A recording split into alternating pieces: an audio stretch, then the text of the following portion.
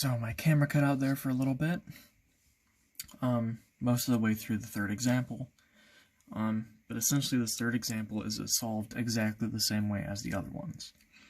See in this equation, a equals 2, so it opens up. Finding the vertex, you look at h and k. H is 3, k is negative 2. H, always you change the sign, so negative 3, negative 2.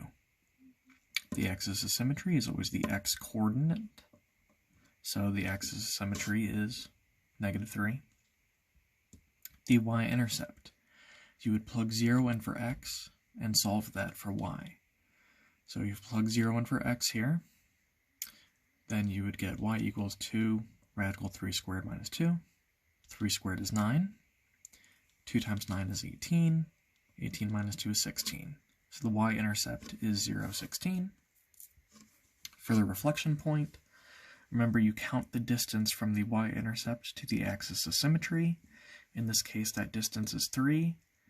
So you just go 3 from the axis of symmetry on the other side, and that gives you the reflective point. So the reflective point is at negative 6, 16. For the x-intercepts, you plug 0 in for y and solve for x. So if you would do that, your first step would be to add 2 on both sides. Then you would want to divide by 2 on both sides to get rid of this 2 in front of the parentheses. So you would get 1 equals x plus 3 squared. The opposite of squaring is the square root, so you want to take the square root of both sides. Remember, when you take the square root, you have to do plus minus, because that will give you 2 equations.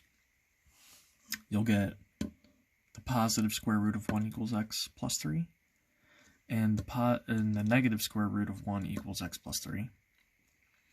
The square root of 1 is just 1, and then you want to subtract 3 from both sides. And what you'll get is x equals negative 2 and x equals negative 4.